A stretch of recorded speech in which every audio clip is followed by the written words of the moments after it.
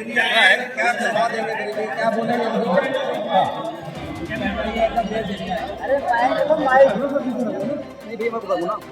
देखिए नहीं सर, आप देखिए, अरे चुप हो जाओ भाई। बिहार में क्या होने जा रहा है? बिहार के बारे में बताइए, बिहार में कल निर्माण।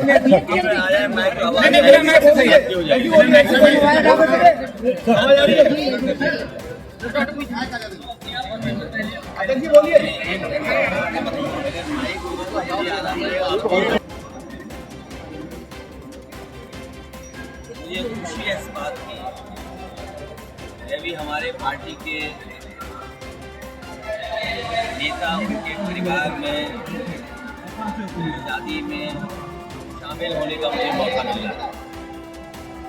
अताउर रहमान साहब जहाँ हमारे साथ हैं, पार्टी के तमाम हमारे वरिष्ठ नेता भी हैं, राममूर्ति एमपी साहब, आमला के एमपी, संगठन के लोग, बहुत जिम्मेदार लोग, शादी के बहाने बहुत से लोगों से मिलने का मौका मिल जाता है। और सोशलिस्ट समाजवादी लोग कोशिश करते हैं कि ज़्यादा से ज़्यादा लोगों के बीच संपर्क और शादी समारोह के कार्यक्रमों में, सामाजिक कार्यक्रमों में हम शामिल रहें। इसलिए मुझे मौका मिला है। मैं अताउर रहमान साहब, उनको धन्यवाद, उनके साथियों को धन्यवाद, और जिन जिन घरों में जा रहा हूँ उन सबको धन्यवाद। और वसीम बरेलवी साहब से भी मुझे बहुत दिनों से ये मन था और इच्छा थी कि मैं हाँ सर, इको हो जाएगा। मुझे खुशी है कि कोई डबल इंजन नहीं चाहता। बोलिए सर, बोलिए। इसे हटा दीजिए, इसे हटा दीजिए। आवाज खींच लो, इको करेंगे, इसे हटा दीजिए जी। बहुत दिनों से इच्छा थी कि वसीम बरेलवी साहब के भी घर में हो। बीच में वो इतनी परेशानी में थे, मैं उनसे दिल्ली भी मिलने गया था। हाँ, न केवल बरेली बल्कि वसीम बरेलवी साहब का दुनिया में एक अपनी पहचान है, अपना नाम है। उनका जो हुनर है वो अपने तरह का है। इस बहाने जहाँ एसआईआर हो रही है, वहीं आपके माध्यम से मैं अपील करना चाहता हूँ सभी अपने कार्यकर्ता नेताओं से कि एसआईआर को बहुत सावधानी से, बहुत सिंसियरली होकर, बहुत जो जानकारी मांगी गई है और जो जानकारी देनी है हमारे वर्कर्स और आम लोगों से भी मैं अपील करता हूँ कि उनका वोट ना छूट पाए। हालांकि ये जो एक्सरसाइज है, ये जिम्मेदारी चुनाव आयोग की है कि कोई भी वोट जो वोटर है वो वोटर लिस्ट में शामिल रहे और उस वोटर लिस्ट से उसका नाम न कटे। लेकिन इधर हम लोग देखते हैं कि चुनाव आयोग अपना काम छोड़कर पॉलिटिकल लोगों को कैसे परेशान करें, पॉलिटिकल पार्टीज को कैसे परेशान करें, उस दिशा में काम करते हैं। जो प्रोसेस बहुत सिंपल होनी चाहिए, सिंप्लीफिकेशन ऑफ प्रॉब्लम, जो एक लेमैन, एक आम कार्यकर्ता, क्योंकि जो हमारा लोकतंत्र है वो उन लोगों की वजह से मजबूत है जो गरीब हैं, जिन्हें बहुत सारी जानकारी नहीं है।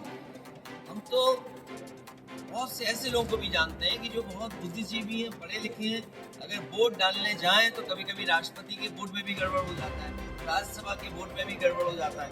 इसलिए जब एसआईआर हो रही है, पूरा रिवीजन वोटर लिस्ट के होने जा रहा है, तो बहुत सिंसियरली हम करें इसको, बहुत सावधानी से करें और एक भी वोट छूटे नहीं।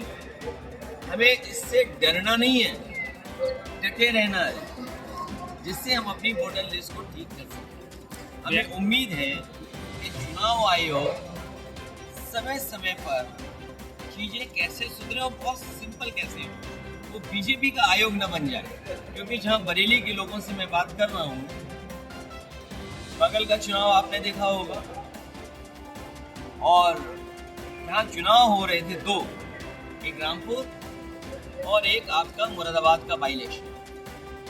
जो एरियल डिस्टेंस हम देखेंगे लखनऊ से और चुनाव आयोग से, क्या बहुत दूर नहीं है। चुनाव आयोग कितना होगा एरियल डिस्टेंस? 100-150 किलोमीटर। लेकिन क्या देखा हम लोगों ने? लाखों लाख लोगों को वोट नहीं डालने दिया। एक तो वोट नहीं, लाखों लाख लोगों को वोट नहीं डालने दिया। और उससे पहले एक्सरसाइज जो की थी रामपुर में, एक पुलिस लगा दी जाए, आप वोट डालने नहीं जा सकते। वो तस्वीरें हैं, वो वीडियो हैं। कोई ये चैनल नहीं कह सकता जिसके पास वीडियो ना हो, कोई पत्रकार ही नहीं कह सकता कि वो वीडियो फेक है, डॉक्यूमेंटेड है। लेकिन एक एक शिकायत की गई चुनाव आयोग को, चुनाव आयोग ने किसी पे कार्रवाई नहीं की। इसी तरह जब चुनाव हुआ वहां पर कुदरकी में, एक कौन प्रिसाइडिंग ऑफिसर बनेगा, कौन बूथ पर जाएगा, कौन पुलिस रहेगी, कौन एसओ रहेगा, किसको कहाँ ड्यूटी मिलेगी, कितने प्राइवेट ड्रेस में वोट डाले जाएंगे, कहाँ रेड मार्क लगेगा। तो ये जो व्यवस्था की थी, चुनाव आयोग को कहते रहे, लेकिन चुनाव आयोग ने कोई परवाह नहीं की, कोई कार्रवाई नहीं की। और मैं आपको दावे के साथ कह सकता हूँ, जो लोकसभा का चुनाव था, अगर कई अधिकारी बेईमानी न करते, तो देश का परिणाम ही दूसरा होता। भारतीय जनता पार्टी दिल्ली में सरकार नहीं होती उनकी। दूसरा, सुना है यहाँ पर जिलाधिकारी आए हैं। किस जिले से आए हैं? अम्बेडकर नगर से आए हैं। कटहरी में ये भारतीय जनता पार्टी के जिलाध्यक्ष बन के काम कर रहे थे। तो जब अधिकारी बीजेपी के बन जाए, आयोग जिनसे काम लेना चाहे वो बीजेपी के हो जाए, तो सोचो लोकतंत्र कितना मजबूत हो। हमारा संविधान बाबा साहब भीमराव अम्बेडकर जी ने रास्ता जो दिखाया है, हमारा लोकतंत्र कैसे मजबूत हो, किस दिशा में जाए, उसके लिए जो जिम्मेदार लोग हैं, अगर वही अन्याय करें। इसलिए हमने कहा कि हमारे लोग सीसीटीवी बन करके देखेंगे और पीपीटी, पीडीएफ प्रहरी बन करके नजर रखेंगे, और हमारे किसी भी कार्यकर्ता का वोट न छूटे। आम जनता से भी हमारी अपील है कि बनाएं। और जो बुनियादी सवाल हैं, ये एसआईआर क्यों कर रहे हैं? हमें आपको काम दे दिया, अब 3 महीने आप सरकार के बारे में सोचो ही मत। आपका वोट लिस्ट में है कि नहीं है, वही सोचिए। और महंगाई कहाँ पहुँच गई, बेरोजगारी कहाँ है, किसान की आय दोगुनी कहाँ हो रही है, और जो सरकार ने वादे किए थे वो पूरे कितने हुए। आज जब बरेली इतना बड़ा शहर हो गया है, ट्रैफिक की जाम की समस्या का समाधान क्या किया, सॉलिड वेस्ट मैनेजमेंट का समाधान क्या किया, बिजली कितनी महंगी हो गई। अगर कोई इलीगल बिल्डिंग है तो नियम नहीं काम करता है, ये किस पार्टी का नेता है, किस पार्टी से सदस्य है, ये काम करता है। इसलिए समाजवादी पार्टी नया विजन, न्यू इंडिया, उसको लेकर आगे बढ़ रही है। नई पीढ़ी के लोग, नई उम्र के लोग, नए लोग इस देश को कैसे और आगे बढ़ाएं, उस दिशा में काम करें। समाजवादी पार्टी भविष्य में बरेली के लिए अपना मैनिफेस्टो बनाएंगे। मान लीजिए यहाँ स्पोर्ट्स फैसिलिटी कैसे दें, लखनऊ में या और अन्य जगह पर बहुत बेटर फैसिलिटीज दी। उसका परिणाम ये हुआ कि आपका स्पोर्ट्स के प्रति लोगों का प्लस टीम्स को बहुत मौका मिला।